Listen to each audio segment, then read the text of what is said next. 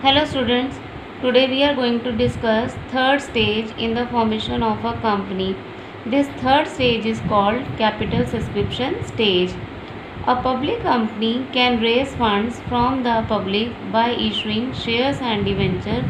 For this, it has to issue prospectus and undergo various other formalities. Means capital subscription stage में company जो है अपने funds जो है जनरल पब्लिक से इकट्ठे करती है शेयर्स और डिबेंचर्स इशू करके, और पब्लिक कंपनी को एक प्रोस्पेक्टस इशू करना पड़ता है जनरल पब्लिक को फंड रेज करने के लिए।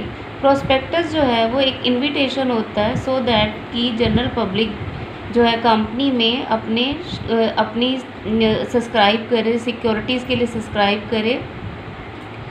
इस प्रोसीजर के लिए कुछ स्टेप्स होते हैं। फर्स्ट स्टेप है SEBI approval. SEBI regulates the capital market of India. A public company is required to take approval from the SEBI. सबसे पहले पब्लिक कंपनी को जनरल पब्लिक से सिक्योरिटी सब्सक्राइब करने के लिए सेबी से परमिशन लेनी पड़ेगी, क्योंकि सेबी जो है एक ऐसी बॉडी है जो कैपिटल मार्केट, इंडिया की कैपिटल मार्केट को रेगुलेट करती है और कंपनी को इसके अप्रूवल के बिना जो है सिक्योरिटीज़ इशू नहीं कर सकती। सेकंड स्टेप है फाइलिंग ऑफ प्रोस्पेक्टस। अगले स्टेप में पब्लिक कंपनी जो है प्रोस्पेक्टस इशू करती है। प्रोस्पेक्टस जो है एक इनविटेशन है जनरल पब्लिक के लिए, जिससे जनरल पब्लिक कंपनी के शेयर्स और डिबेंचर्स को सब्सक्राइब कर सकती है। थर्ड स्टेप है appointment of bankers, brokers and underwriters. कौन लोग होते हैं बैंकर, ब्रोकर, अंडरराइटर? सबसे पहले ये चीज़ डिस्कस करेंगे। बैंकर्स वो लोग होते हैं जो कंपनी के एप्लीकेशन मनी को कलेक्ट करते हैं। सपोज़ जनरल पब्लिक ने कंपनी के शेयर्स और डिबेंचर्स खरीदने हैं तो पब्लिक क्या है, पैसे देगी और शेयर्स, डिबेंचर्स को, सिक्योरिटीज़ को खरीदेगी। तो वो पैसा जो है बैंक में जाता है और उस बैंक में जो पैसा जाता है उसको हैंडल करने वाला जो पर्सन होता है उसको बोलते हैं बैंकर। उसके बाद नेक्स्ट आता है broker. Broker encourage the general public to apply for the shares. Brokers वो लोग होते हैं, ब्रोकर्स का बेसिकली मतलब होता है दलाल। ये लोग जनरल पब्लिक को एनकरेज करते हैं, मोटिवेट करते हैं, इंस्पायर करते हैं कि वो लोग कंपनी के शेयर्स, डिबेंचर्स या सिक्योरिटीज़ को सब्सक्राइब करें या ख़रीदें। उसके बाद नेक्स्ट आता है underwriters. Underwriters are the person who undertake to buy the share if these are not subscribe by the public. Underwriters वो लोग होते हैं जो कंपनी के शेयर्स खरीदते हैं, बट कंडीशन क्या है, जब जनरल पब्लिक जो है कंपनी के शेयर्स को सब्सक्राइब नहीं करती तो अंडरराइटर्स जो होते हैं वो उसको सब्सक्राइब करते हैं और इसके लिए उनको कमीशन मिलती है। They receive a commission for underwriting. मतलब वो लोग जब शेयर्स सब्सक्राइब करते हैं अंडरराइटर्स तो उनके लिए उसको कमीशन मिलती है। उसके बाद नेक्स्ट आता है स्टेप फोर्थ, मिनिमम सब्सक्रिप्शन।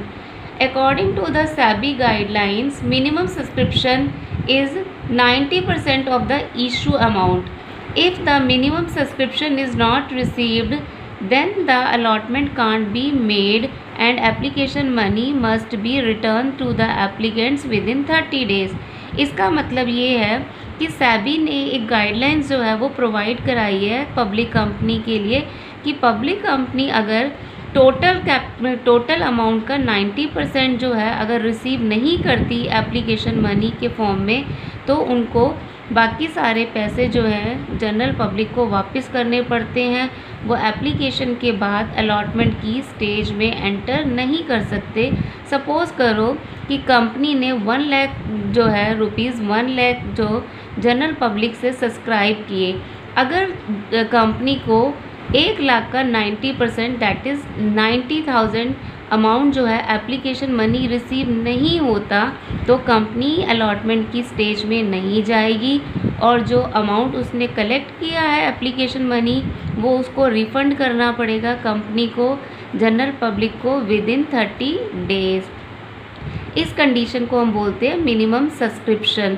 ये इम्पॉर्टेंट है, इसमें से most of the time question भी आता है, what is the minimum subscription for the public company, that is the 90% of the issue amount.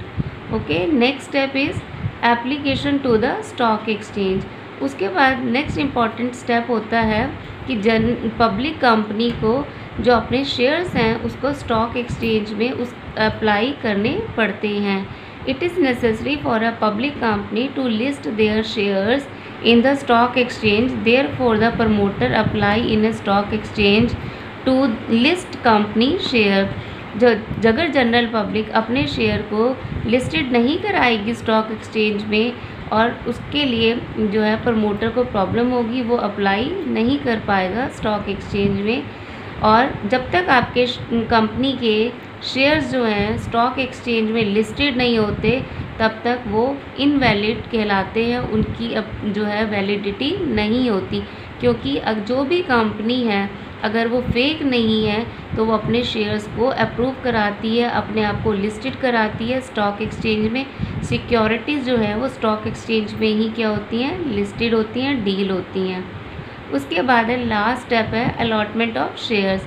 Allotment of share का मतलब है, allotment of share means acceptance of share applied. Allotment letters are issue to the share holder, the name and address of the share holder submitted to the registrar. Allotment का मतलब है जो share आपने apply किए हैं उसका आपको acceptance मिल गया है और जनरल पब्लिक को एक लेटर इशू कर देती है कंपनी कि आपके जो शेयर है वो अप्रूव हो गए हैं, हम आपको ये शेयर्स अलॉट कर देंगे। और उसके बाद शेयर होल्डर का नाम और एड्रेस जो है रजिस्ट्रार के पास सबमिट करा दिया जाता है और सारी इन्फॉर्मेशन रजिस्ट्रार को दी जाती है कि ये जनरल पब्लिक है जिनको हम शेयर्स अलॉट कर रहे हैं। इसी के साथ हमारी कैपिटल सब्सक्रिप्शन स्टेज जो थर्ड स्टेज है कंपनी के फॉर्मेशन में वो कंप्लीट हो जाती है। Thank you.